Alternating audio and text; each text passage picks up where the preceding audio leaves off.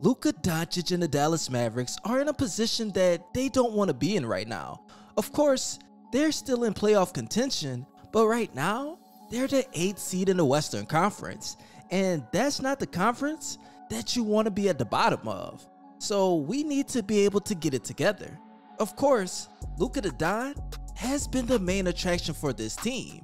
Right now, he's averaging 25.6 points, 8.5 assists, and 8 rebounds per game, while shooting 44.7% from the field and 32.6% from downtown. To say that he has been overweight this season, he's still been able to get the job done. The Dallas Mavericks were able to win 7 out of their first 10 games, and they were looking like one of the better teams in the conference. And right now, due to injury and protocol, that's something that's in jeopardy. As far as his running mate Kristaps Porzingis, on the season he's averaging 20.3 points, 2.2 assists, and 8 rebounds per game. He's also shooting at 44.5% from the field and shooting 28% from downtown. Not to mention it, he's averaging 1.63 blocks per game. He's been able to do it on the offense and defensive side of the ball, and without Luka the Don, the team has been doing well whenever it comes down to getting open on the court. They've been moving the ball around, and whenever they have these injuries and protocols, a lot of new guys that they have signed have been able to step up. Of course, we know that without Luka, Jalen Brunson has been the starter, but let's talk about Brandon Knight. On the season, in just 3 games, he's averaging 10 points, 2.3 rebounds, and 2.7 assists. And he's shooting at 45% from the field and 30.8% from downtown. He did this all in averaging 18 minutes. And let's not forget about his season high. In the last game he played, he had 18 points, 3 rebounds, and 5 assists. And that was in his sole win against Portland. With him in the lineup, the Dallas Mavericks have won 1 out of their last 3 games, but still, they were all close. This means that Jason Kidd's method is working. He's a great coach, and now the Dallas Mavericks have signed Isaiah Thomas. And of course, while he's played with the Lakers on some 10-day contracts, he hasn't been the Isaiah Thomas we know with the Boston Celtics, but still, he has that fire in his eyes.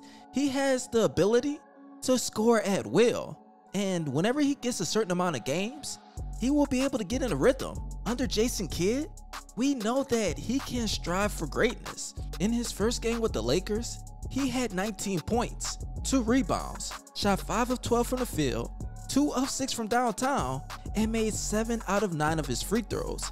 He was -1 in the plus-minus, but the Lakers haven't been able to get it together. Even though they're the 7th seed in the Western Conference, they don't have a winning record. So that goes to show you that Isaiah Thomas wasn't put in a position to win. While the Lakers are an organization that's all over the place right now, the Dallas Mavericks have a system that they have been running, and it has been working with certain players in the lineup. So it'll be interesting to see how it goes. Whenever you look at his stat line, it doesn't scream greatness because he's averaging 9.3 points, 2 rebounds, and 1.5 assists, while shooting 30.8% from the field and 22.7% from downtown. And on top of that, he averaged 25.3 minutes. Now, I'm going to give him a little bit of leeway because the way he played reminded me of whenever he was with the Cleveland Cavaliers. He was just coming off of that hip injury, and of course, he wanted to play for that big contract. He felt like he had something to prove, and whenever you play like that, you can either play big or you can fail miserably. And I'm not saying he failed miserably, I'm just saying if he was able to play free, able to know that he had a guaranteed contract until the end of the year, then he might be able to just settle in and do his job correctly. Now, the Dallas Mavericks, they will meet Isaiah Thomas in Sacramento because they do have a game tonight. And if he plays, I'm pretty sure that he will get a decent amount of minutes because Brandon Knight is out with safety protocols.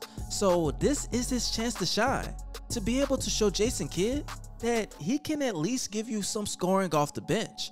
Right now, they're going against the Sacramento Kings, which is not a good team in the West. So he will have opportunities to be able to play free like I said.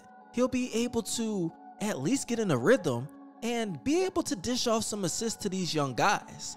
Now, I do have 2 questions, but first, make sure you guys follow me on both of my Instagram pages. Once I reach 1100 followers, I'll be giving away an NBA jersey of your choice. Make sure you follow my ScottyIce Texas page. Tonight, I'll be posting the Dallas Mavericks game, so make sure you smash that sub on there. Also, once I reach 11,000 subscribers on here, I'll be giving away a second NBA jersey. All you have to do is comment jersey in my DMs. Now, the questions that I have for today is, 1. Do you think that Isaiah Thomas is a good pickup for the Dallas Mavericks? And do you think that he should sign with this team for the rest of the year? To me, I believe that he's a good pickup for now. I just think that he needs to find a rhythm. He needs to be able to do something well, and I know how he will be on the defensive side of the ball. So unless he's able to give you 11 to 15 points a game, I don't know if he'll be able to stay, because Brandon Knight looks like he can be a point guard for the Dallas Mavericks. And the second question that I have for today is, do you think that with Kristaps Porzingis in the starting lineup without Luka Doncic, that this team can go on a winning streak?